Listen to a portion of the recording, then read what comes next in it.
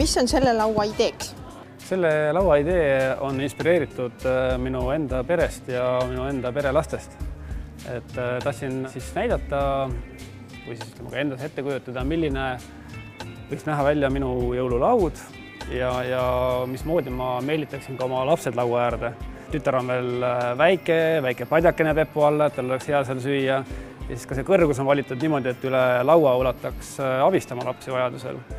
Ja samas on ka kõrvuti võimalus teineteisele otsa vaadata ja klaasi kokku lüüa. Ja siis natuke valgusega mängitud, et küünlad paneksid ilusasti need pokaalid särama ja tooksid selle väikse šnitti välja, mis seal sees on.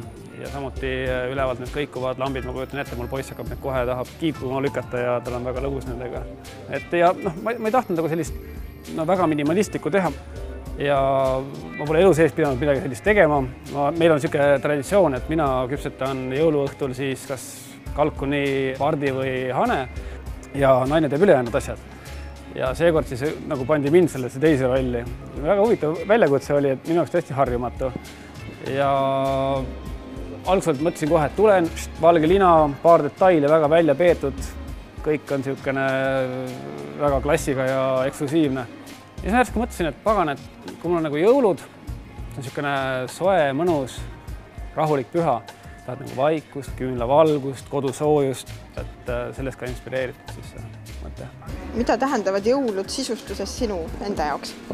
Kui nüüd päris aus olla, siis minu jaoks sisustuses tähendavad jõulud seda, et naine palub ühe suure kasti mul tuua keldrist üles ja siis ta nagu mässab, siis mina panen mingisugused valgused kuhugi akende äärtesse ja ühendan need ära ja kuuske aitan ka paika panna, et üldiselt meil on see kujundus ja sisekujunduse asi usaldatud ühtedesse kindlatesse kätesse. Ka mis sinu arvates toob jõuluhõngu kõige rohkem tuppa? No kindlasti jõuluhõngu toob kõige rohkem tuppa. Võiks rääkida klöögi ja kõiksugused head lõhnad, mandariinid, aga tegelikult ilma lasteta minu arust ei ole jõulusid. Mida sa täna meisterdanud oled siin? Täna meisterdasin siis talvest ja jõuludest inspireeritud sellise väikse aluse, kus on siis peal 2 šokolaadimuna, mis on siis valge glasuuriga kaetud ja seal on ka palju sellist väiksemat kribu-krabu, mis peaks siis edasi andma sellist lumesõda või lumepallide ideed või sellist ka nagu talvest kantud mõtteid. Kõigepealt on see, et ta tundse.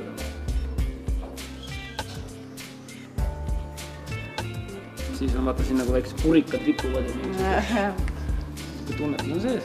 Mõtle, seal on veel mingid lumehelbekujud ka sees. Oi, need punased nägid. Siin on lumehelbed.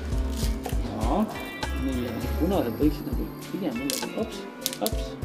Kuldseid on väga. Need väiksed pudinad võiksid ka kuidagi kukkuda seal peale. Ma ei hakka tõesti neid pintsetiga panema, vabandan, et ma... Aga niimoodi näebki välja nagu päris. Et siin on veel neid, ma tegin sulle šokolaadikaunist siin ees kasutada. Võiks nagu millega seda ju aga siis katsutada.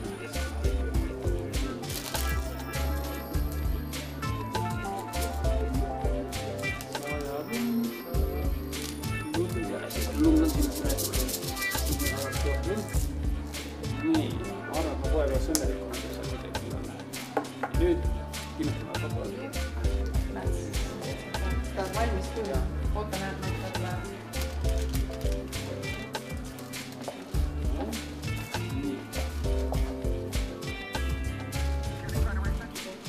See on tegema muidu lükaldus.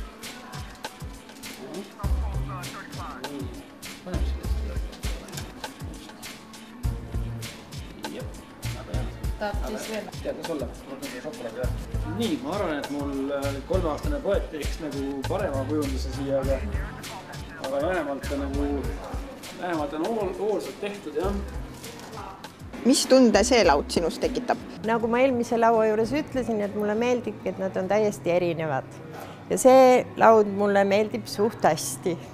Et vaat jõulud ongi selline aeg, kus inimestel on küll väga kiire, aga on välja kujunenud mingid traditsioonid ja kui sa ei tegele päevast päeva kujundamisega, siis sa oledki nende stereotüüpides kinni. Ja siin on nüüd hästi tore see laud sellepärast, et ta on mõelnud oma legendi läpselt läbi ja see ongi niisugune tõeline natukene linnast väljas laud vanema vanaisa juures. Ja tal on need materjalid hästi toredasti valitud see lauakate ja üldiselt on ka tähtis, et see hinnaklass nagu materjalidel ja kogu valikul oleks üks, et tal on hästi tore see kaltsu vaip siin. Siia juurde kuulub see malmpada, et tal ei olegi siin niisugust kristalli ja sellest hinnaklassist asju. Ja tal on nagu kõik läbi mõeldud, kus istub ema, isa või vanema, vanaisa ja kus istub siis väiksed lapsed, poiss ja tüdrukad. Tüdrukul on niisugused toredad linnukesed ja poisil on seal oma nännid, et selles suhtes hästi meeleolukas ja just, et ta on toonud siia niisugust maarahvale omas seda sibulakraami ja värvi ja see koloriit on ka hästi ilus ühtne, et mulle see väga meeldib.